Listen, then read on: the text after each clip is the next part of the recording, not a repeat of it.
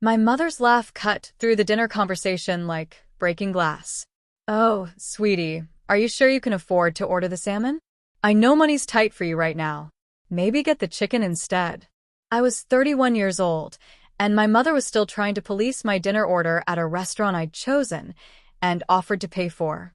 Around the table, my father chuckled, my older brother Nathan smirked into his wine glass, and his wife Jennifer looked down at her plate in secondhand embarrassment. I can afford the salmon, Mom, I said evenly, though my jaw was tight enough to crack teeth. Of course, she said in that patronizing tone I'd heard my entire life. I'm just saying, with your situation, it never hurts to be careful. Your father and I worry about you, you know. We don't want you ending up in debt like so many young people these days. My situation. That was her polite way of saying my life was a disaster. My career was a joke. My choices were questionable. My future was bleak. Here's what my parents knew about my life. I was a freelance graphic designer and photographer who lived in a small apartment in what they considered a sketchy neighborhood. I drove a 10-year-old Honda Civic. I wore clothes from thrift stores. I rarely went on vacations, and when I did, they were backpacking trips to places my mother couldn't pronounce. I'd turned down multiple real jobs with benefits and stability to pursue my little creative hobbies. Here's what they didn't know. I'd been systematically building wealth for the past 8 years through a combination of freelance income, smart investments, cryptocurrency gains, and real estate, and I was now sitting on liquid savings of over $500,000, with a total net worth approaching $1 million. But I'm getting ahead of myself. To understand this moment, you need to understand how I got here, and more importantly, how my parents spent 31 years trying to ensure I'd never believe I could. It started when I was 7 years old. I'd saved up my allowance to buy a candy bar, 3 weeks of waiting, counting my quarters. My father sat me down for a lecture about delayed gratification and compound interest. Not bad lessons in themselves, except he delivered them with contempt. This is why you'll never be successful, Jordan, he'd said when I bought the candy bar anyway. You have no self-control, no discipline. You're going to end up broke. I was 7 years old, and my father had already decided my financial future was hopeless. By high school, the control had become suffocating. Every purchase required justification. My parents opened a savings account for my future and demanded I deposit half of every paycheck from my part-time job at the movie theater. I was 17 and making minimum wage, but they treated my $40 a week like I was a lottery winner blowing money on cocaine and sports cars. When I got into college, a good school, with partial scholarships I'd worked my ass off for, they held the savings account over my head. We'll give you this money for school, but only if you major in something practical. Business, engineering, accounting. None of this art nonsense. I'd wanted to study graphic design and photography. They called it a hobby, not a career. We compromised. I'd major in business with a minor in digital media. They hated the compromise but funded it, reminding me constantly that they were investing in my future and expected returns. College was where I met Marcus, my roommate who was obsessed with personal finance and investing. While my parents were lecturing me about getting a corporate job after graduation, Marcus was teaching me about index funds, Roth IRAs, and the power of living below your means. He introduced me to the concept of financial independence, the idea that if you saved and invested aggressively enough, you could retire early and live life on your own terms. It was a revelation. My parents had always used money as a control mechanism, but Marcus showed me it could be a tool for freedom. After graduation, I got a job at a marketing firm making $42,000 a year. My parents were disappointed. Nathan, 3 years older, was already making $70,000 at his finance job, but they grudgingly accepted it as a start. They expected me to climb the corporate ladder, buy a house in the suburbs, marry someone appropriate, and become a respectable member of the middle class. Instead, I was plotting my escape. I lived with 2 roommates in a cramped apartment. I drove the used Honda my parents had given me for college graduation, with many reminders that it was a gift we couldn't really afford. I packed lunches, made coffee at home, and saved 70% of my income. Every month, I watched my savings account grow, and I felt a little more free. At night and on weekends, I did freelance design work. Small projects at first, logos for local businesses, wedding invitations, website mock-ups. I charged low rates because I was building a portfolio. My parents knew about the freelancing and treated it like a cute hobby. That's nice, dear, but don't let it interfere with your real job. What they didn't know was that within 2 years, my freelance income had surpassed my day job salary. I was making $6,000 a month on the side, and I was investing almost all of it.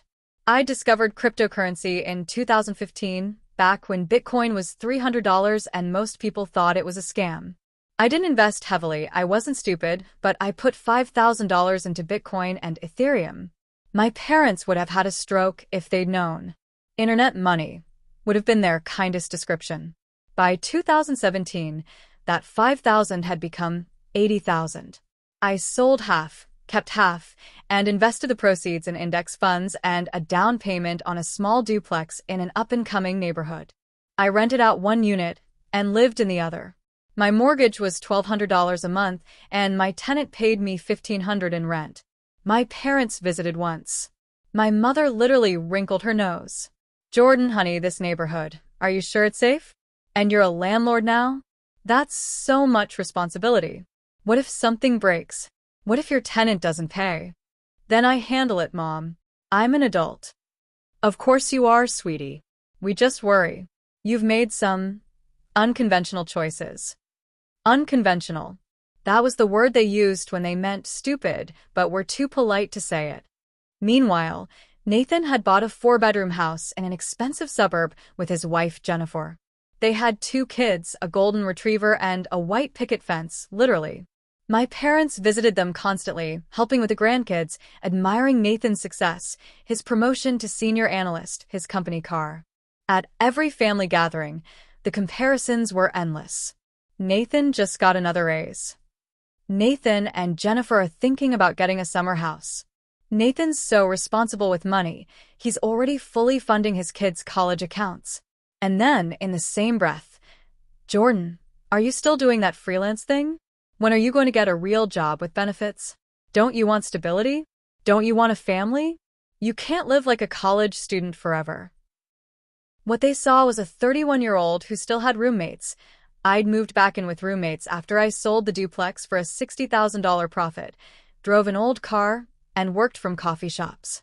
What they didn't see was that I'd quit my corporate job 3 years ago and was now making over $200,000 a year from freelance clients, passive income from investments, and a small portfolio of rental properties I'd acquired in emerging neighborhoods. I didn't tell them. Why would I? Every time I'd shared good news in the past, they'd found a way to diminish it or worry about it. When I landed my first $5,000 freelance project, my father's response was, "Make sure you're setting aside money for taxes." Freelancers always underestimate their tax burden. When I paid off my student loans in 3 years, my mother said, "That's wonderful, dear, but now you need to start saving for a house. A real house, not another investment property." They couldn't just be happy for me. They had to manage me, control me, remind me that I was always one bad decision away from financial ruin. The worst part was how they used money to maintain power. Every birthday, every Christmas, they'd give me practical gifts with lectures attached. A check for $500 with a note. "Put this toward your retirement. You need to be more serious about your future." A financial planning book with passages highlighted. "We thought this chapter on budgeting might help you get organized." Meanwhile, Nathan got luxury gifts. A new iPad. A weekend getaway for him and Jennifer. They gave him $5,000 toward a new car, then told me about it in front of the whole family, adding, "We help you too, Jordan, but we know you'd probably just spend it on camera equipment." The implication was always clear. Nathan was responsible and deserving. I was irresponsible and needed supervision. Last year, things came to a head. I'd been dating someone, Alex, whom I really cared about. We'd been together for 8 months when my parents invited us both to Thanksgiving dinner. It was a trap, though I didn't realize it at the time. Over turkey and stuffing, my father asked Alex what he did for a living. Alex was a high school teacher, passionate about education, incredible with kids, made a modest salary. My father's face fell. Then he turned to me and said, loud enough for everyone to hear. Well, I guess neither of you will be retiring early. Two artists trying to make it work. That's ambitious. My mother added, we just want you to be practical, Jordan. Love is wonderful, but you need financial security. You need someone who can provide stability. Alex and I broke up 2 weeks later. Not because of my parents directly, but because the dinner had exposed something. I was tired of hiding my success to avoid their judgment, but revealing it would mean explaining why I'd hidden it in the first place. The whole situation was exhausting. After that, I stopped going to family events for a while. Made excuses. Said I was busy with work, which was true, but not the whole truth. The whole truth was that I was tired of being treated like a charity case, tired of being the cautionary tale, tired of watching them praise Nathan's conventional success while mocking my unconventional path. But my mother was persistent. She called weekly. We miss you. We worry about you. Please come to dinner. Family is important. The guilt worked, eventually. Which is how I ended up here at this restaurant, listening to my mother police my dinner order, like I was still a child with an allowance. How's work going, Jordan? My father asked, in that tone that suggested he already knew the answer, and it wasn't good. It's good, I said. Busy. I just finished a major project for a tech startup. That's nice, my mother said absently. But is it steady? Do you have job security? Benefits. I'm freelance, Mom. It's a different model. Nathan jumped in, unable to resist. I've been telling Jordan for years he should look for corporate positions. There are tons of design jobs at real companies. Stable salary, health insurance, for a 1K matching. But he likes the freedom of freelancing. He said freedom like it was a euphemism for unemployment. I like what I do, I said quietly. And I'm good at it. Of course you are, sweetie, my mother said. We just want you to be secure. You're not getting any younger. What happens when you're 40 and still hustling for clients? What about retirement? A family? This was the script. This was always the script. They'd question my choices, express concern, compare me to Nathan, and I'd sit there taking it because they were my parents and I'd been conditioned since childhood to believe they knew better. But tonight felt different. Tonight I was done.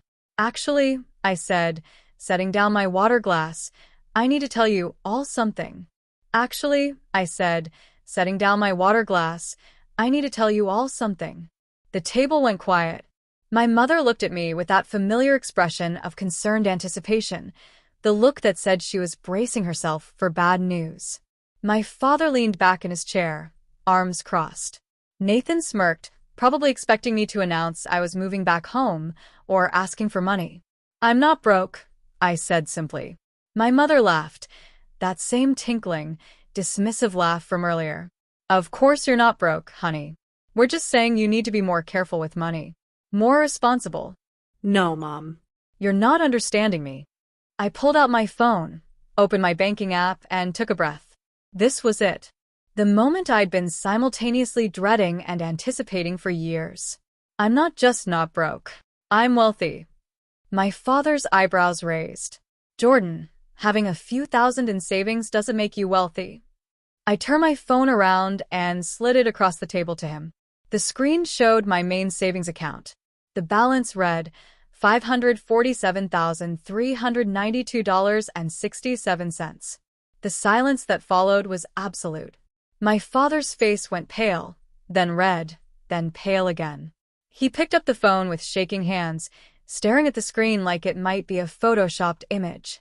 My mother leaned over his shoulder, and I watched her mouth fall open. This can't be real, she whispered. It's very real, I said calmly. That's just my liquid savings. My primary checking account has another $30,000 for monthly expenses. Would you like to see my investment portfolio? I didn't wait for an answer. I opened my brokerage app and showed them the screen. Index funds, individual stocks, some remaining cryptocurrency holdings.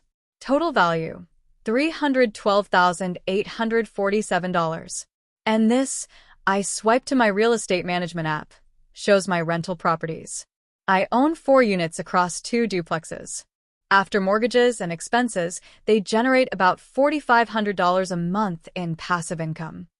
Nathan had gone completely silent. His smirk vanished. Jennifer was staring at me with wide eyes. My father did the math quickly in his head. That's over $850,000 in total assets. 890,000, approximately, I corrected. My accountant projects I'll cross the $1 million mark by next year, assuming market conditions remain stable and my freelance income continues at its current rate. My mother made a strange, choking sound. Your freelance income. How much? How much do you make? Last year, I grossed $237,000. After taxes and business expenses, I netted about $165,000. This year, I'm on track to break $300,000 gross. The numbers hung in the air like an accusation. Nathan made $78,000 a year at his finance job.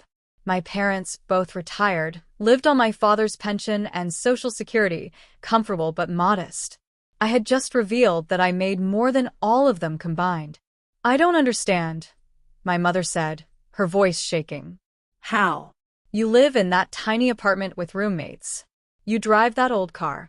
You dress like I'm broke. I finished for her. That's intentional, Mom. It's called living below your means. It's how you build wealth. Every dollar I don't spend on impressing people is a dollar I can invest. That old car? It's paid off and reliable. The roommates? They cover half my living expenses, which means I can invest more. The thrift store clothes? They work just fine, and no one I actually care about judges me for them. My father was scrolling through my banking app now, his face getting redder. You've been hiding this from us. For years. 8 years, I confirmed. Since I started getting serious about building wealth. Why? My mother's voice cracked. Why would you hide this from your own parents? And there it was. The question I'd been waiting for. The one that would require me to say things that couldn't be unsaid. Because every single time I've ever shared anything good with you, you've found a way to ruin it. My voice was steady, but my heart was pounding. Every achievement I've had, you've diminished. Every choice I've made, you've questioned. Every path I've taken that wasn't Nathan's path, you've treated like a failure. That's not fair, my father started. Isn't it? I cut him off. When I got my first freelance client who paid me $2,000 for a project, do you remember what you said, Dad? You said, make sure you're reporting that to the IRS. Freelancers always get audited. Not congratulations. Not I'm proud of you. Just immediately assuming I was going to screw it up. I was trying to help. You were trying to control, I said flatly. You've been trying to control my financial life since I was 7 years old and wanted to buy a candy bar. You told me then that I'd never be successful because I had no discipline. Do you remember that? I do. I remember every single comment like that. My mother was crying now, but I couldn't stop. 31 years of accumulated resentment was pouring out. When I bought my first duplex, you came to visit and wrinkled your nose at the neighborhood. You didn't ask about the investment potential or the rental income or my plans. You just implied I was making a mistake. When I quit my corporate job to freelance full-time, you both sat me down for an intervention about throwing away my future.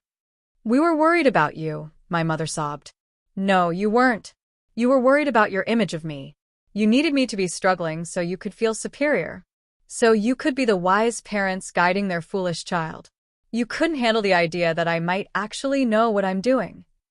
Nathan found his voice finally. This is insane. You're insane. So you have some money saved up, congratulations. That doesn't erase the fact that you've been lying to us for years. I turned to look at my brother. Really look at him. I haven't lied about anything, Nathan. I just stopped sharing. There's a difference. And you want to know why I especially didn't tell you? Because you've spent our entire lives competing with me. Every achievement I had, you had to top. Every interest I developed, you had to dismiss. You couldn't just be successful. You needed me to be unsuccessful, so you could feel better about yourself. That's bullshit, Nathan said, but his voice lacked conviction. Is it? When I got into state university with a partial scholarship, you told everyone it was just a state school and bragged about getting into your private university that Mom and Dad paid full tuition for, by the way. When I started dating Alex, you made comments about two broke artists playing house. You've been putting me down our entire lives.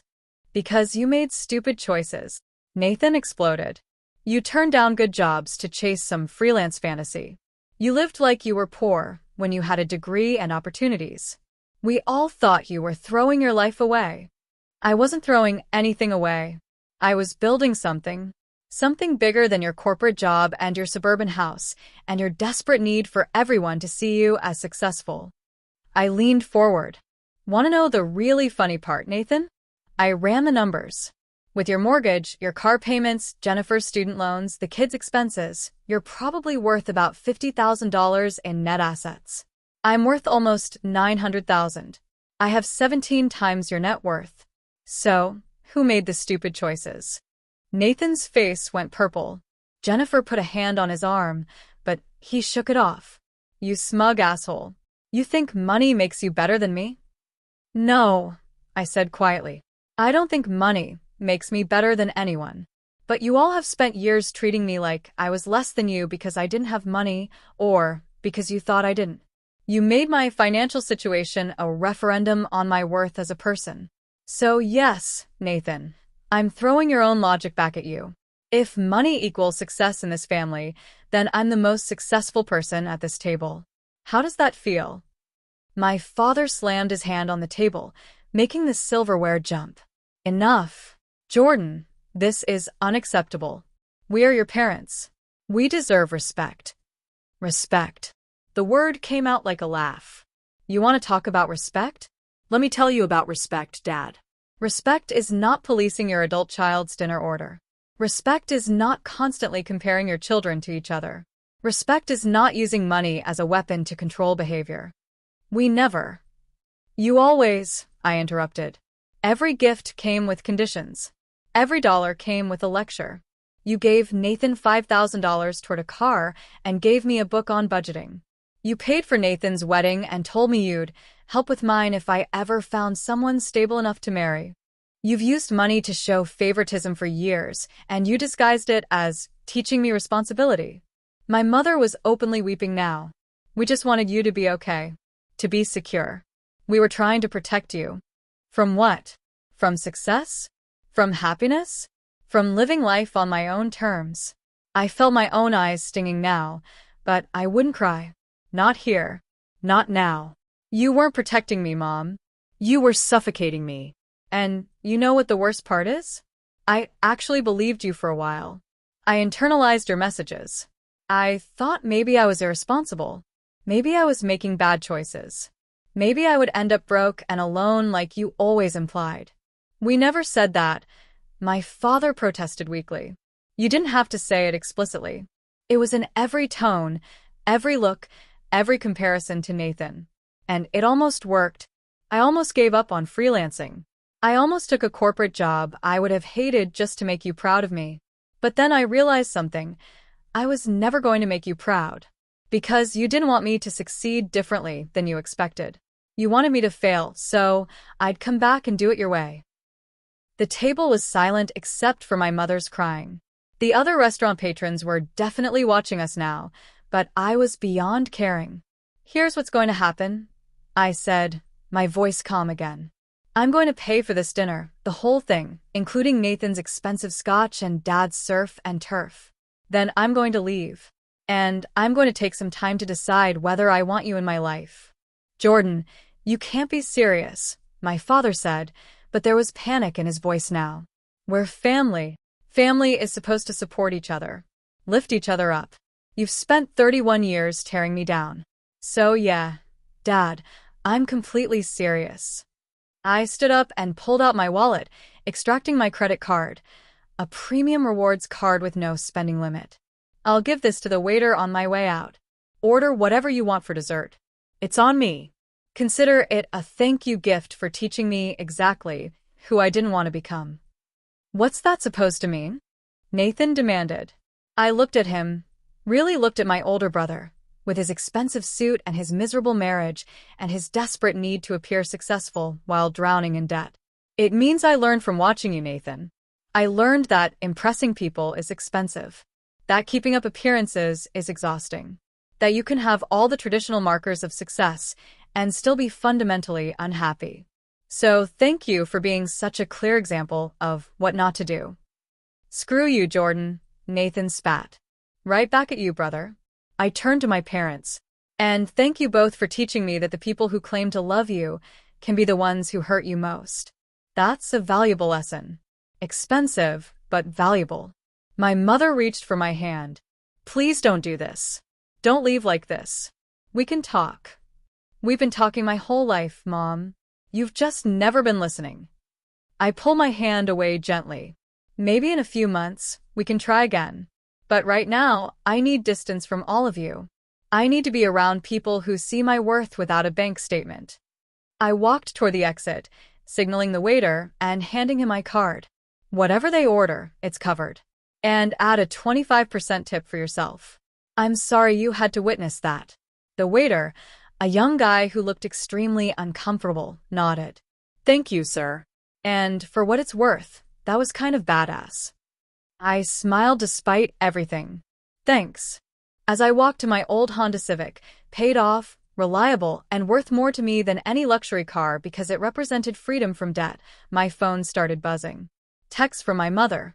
Calls from my father. A long message from Nathan that I deleted without reading. But there was also a text from Marcus, my old college roommate who'd started me on this journey. Dude, your brother just posted a weird rant on Facebook about family betrayal. Everything okay? I typed back. Long story. I just told my family I'm not broke.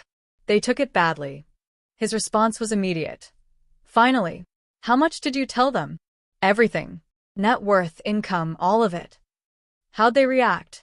I thought about my father's pale face, my mother's tears, Nathan's rage. Like I'd committed a crime by succeeding without their permission. Their loss, man. You've built something incredible. Don't let them take that from you. He was right.